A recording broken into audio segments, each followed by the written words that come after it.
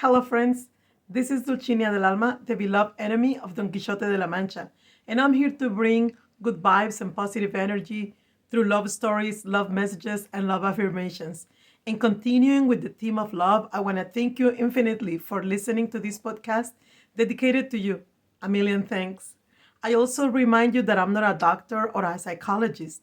I just do this podcast because it comes right out of my heart. And speaking of the heart, today begins the month of all hearts. Yes, I'm talking about all those hearts decorations that we see since the beginning of January and throughout the month of February.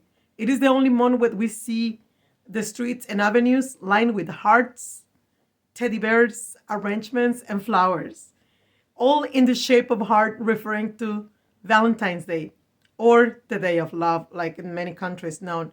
My favorite word in the entire world, love. And in the entire galaxy and beyond the universe. I know I'm hella cheesy.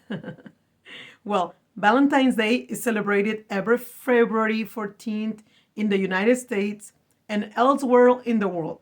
Candy, flowers, and gifts are exchanged between loved ones, all in the name of Valentine's Day. Some of these traditions are said to have come from the ancient Roman ritual of Lupercalia that welcomed the spring season to the card giving customs of the Victorian England. It's a very interesting, right? And well, I don't want to delve into history. What I want to bring to you now are some curious facts that I have found in reference to such a famous celebration. For example, did you know that the first heart shaped box of chocolates was proposed by Richard Cadbury in 1861? I didn't know that. I just found out that. Okay. And also that Valentine's Day celebrates a true saint. Yup, a Roman priest named Valentine.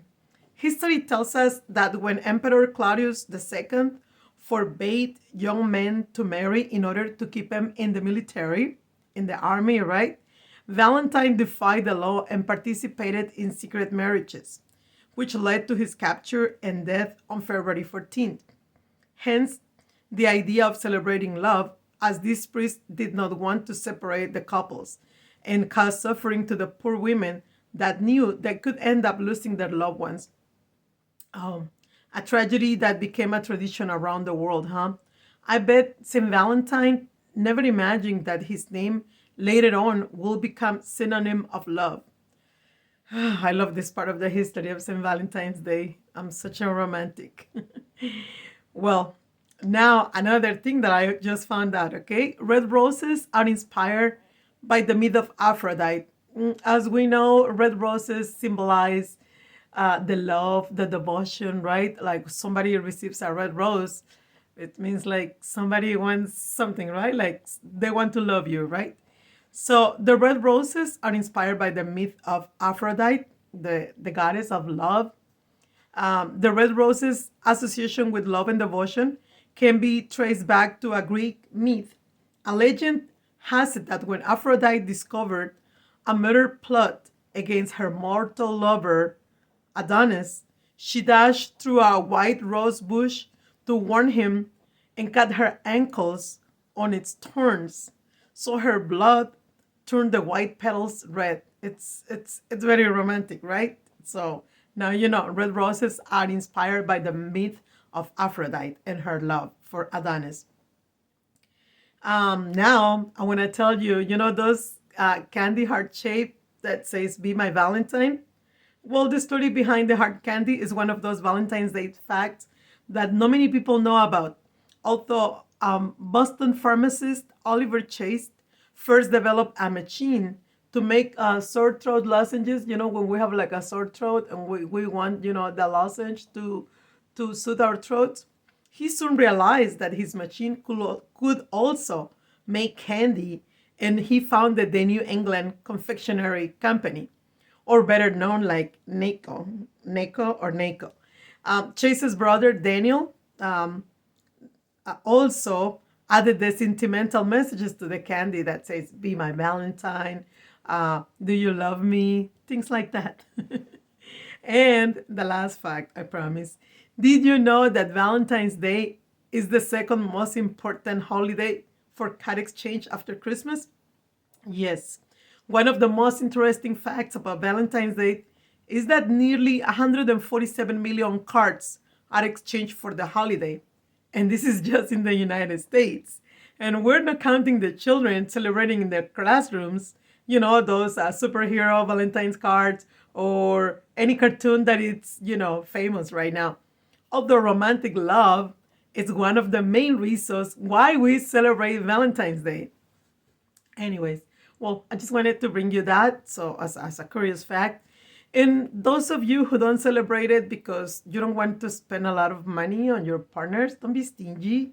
Invite your better half somewhere both of you can enjoy, even if it's just to walk around the corner. And if you when you're by, and if when you're walking by, you pass by a restaurant and he or she tells you, that smells delicious. Don't be mean and please her walk again in front of the restaurant so she can smell the food again.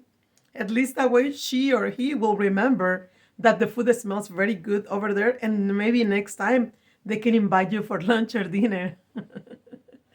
Well, jokes aside, my friends, in my humble opinion, it is not necessary to spend a fortune to show your partner, your boyfriend, or whatever you want to call that person that make Cupid stick the painful arrow of love and desire in you. Your love can be shown in many different ways. You don't have to spend a lot of money, like I said, since love should be celebrated every day, not only on Valentine's Day. There are many ways to show your love to your partner that cost very little or nothing. Here are some of my favorites. A sunset on the beach, right? When you are watching the sunset on the beach, it's very romantic, even if you're by yourself. I don't know, maybe I'm crazy. If you have a beach near the area where you live, plan a romantic getaway. You just need some towels or blankets to sit on the sand, if you prefer. And if you live in Northern California, please remember to wear something warm. Wear layers just in case.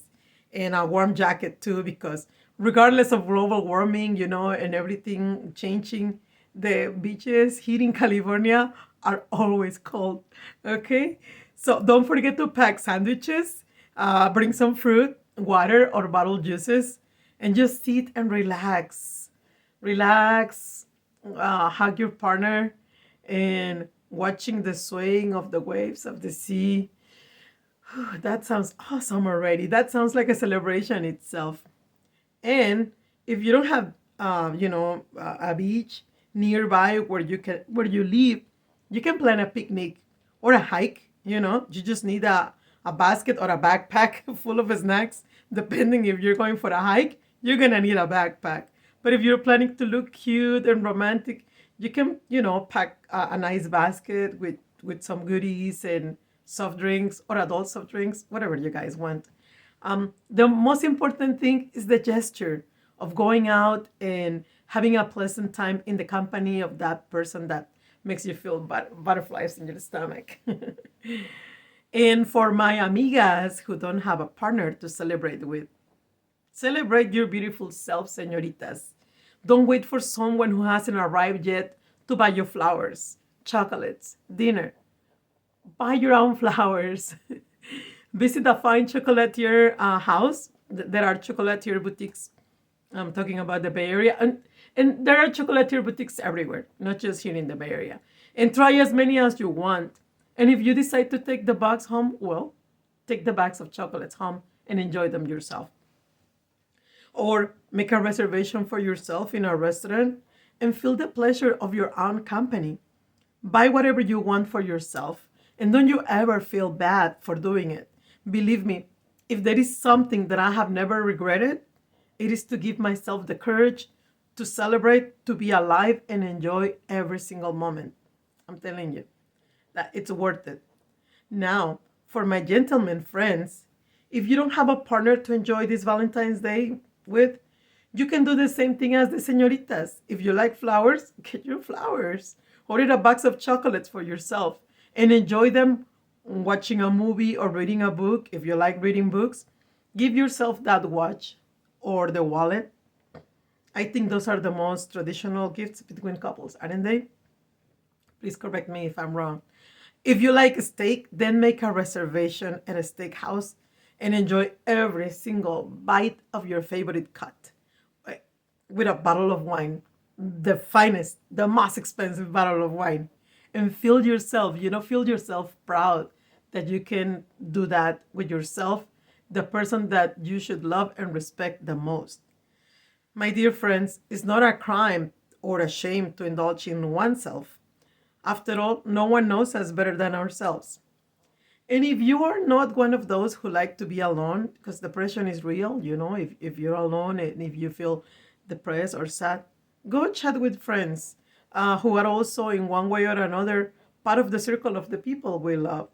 There are many group activities in many cities that organize other types of celebrations precisely for those who don't celebrate this tradition with someone else. And the true and most important love must come from inside of us, first to ourselves, then to others. It is important to share moments of joy with other people, but it is more important to have moments of love, respect, and gratitude with ourselves. Don't you think so? To my happy bachelors and bachelorettes, I send you a big hug and my fervent wish that Cupid will soon hook you up with the right person. To my lovebirds couples, ay, ay, ay, continue to love and respect each other. It is part of the idea of procreation of the world. Those who are in reproductive age continue to populate the earth. And those of us who are no longer contributing to multiplying the human race, let's continue to make this a better place for future generations. And remember that the way we love ourselves is how we teach others to love us. Goodbye and happy February, the month of love. Bye.